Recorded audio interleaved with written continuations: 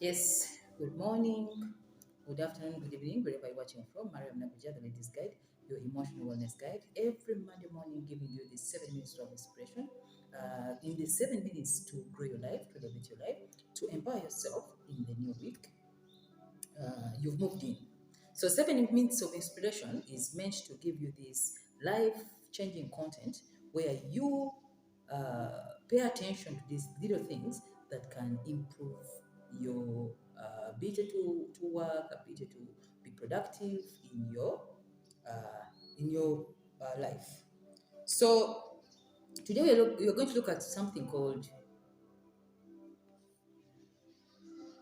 give grace to your mind. Give grace to your mind. Giving grace to your mind means make your mind calm, make your mind settled, make your mind to be harmonious. Most in life, the biggest enemy we have is our mind because the mind runs miles. We think a lot. We build mountains out of hills in many things that happen in our lives. So, without the grace of your mind, even when you're in something which is enjoyable, even when you're given all the happy, beautiful things in the world, still you'll complain.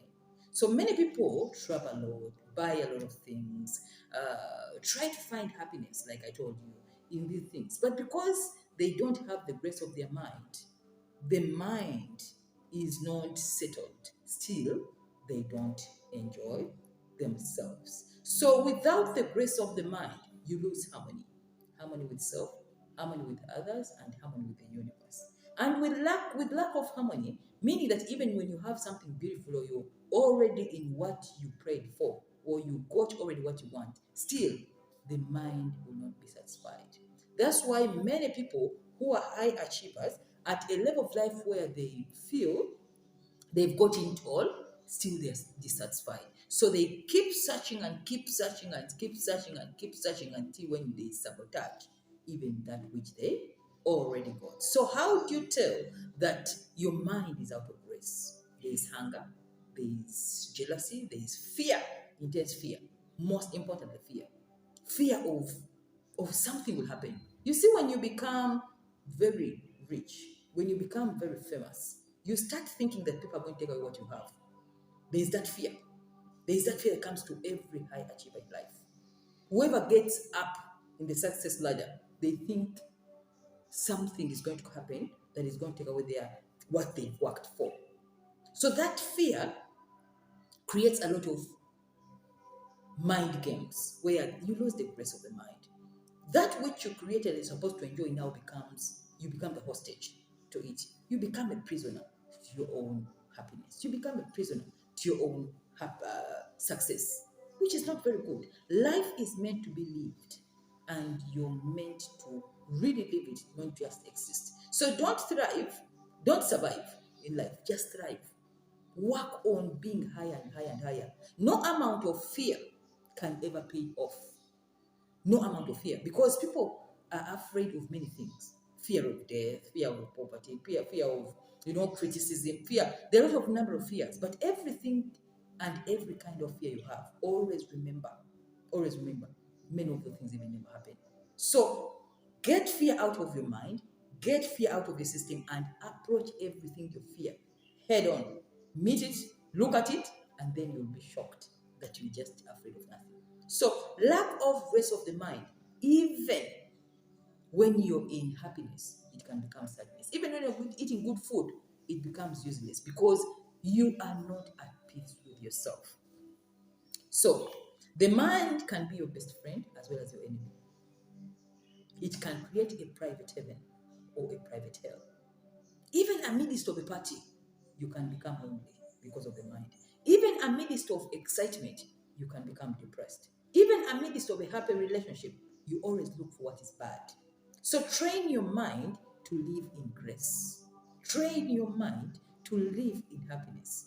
Train your mind to see good in everything. I always remind you, everything that happens in your life, good or bad, it is part of your divine tapestry. Divine tapestry means that when your life was designed, some things were supposed to be. the choice of friends, the people you're going to interact with, the choice of workers, the choice of companies you're going to work for. Many things you can't control as you. Things just happen. So whatever is happening in your life, good or bad, choose to have grace of your mind. Meaning, don't lose your mind in depression over circumstances that are happening. If something happens, always look for the opportunity. One of the writers said, in every adversity, there is a seed of equivalent benefit. Look for it. Look for it. Even at the funeral, there's an opportunity.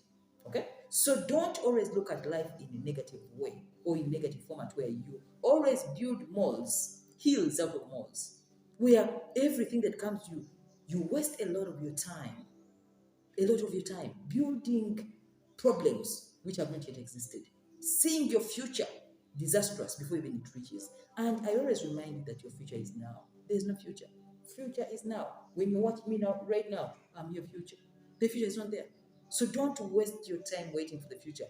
Be happy, harmonious in the now. Just remember, the mind only operates when you're in peace and in harmony. Let's learn to live in grace. Living in grace means giving your mind that confidence that all is well. Everything will be taken care of. You know, everything that is demanding your attention, in a very short, real time, it will pass.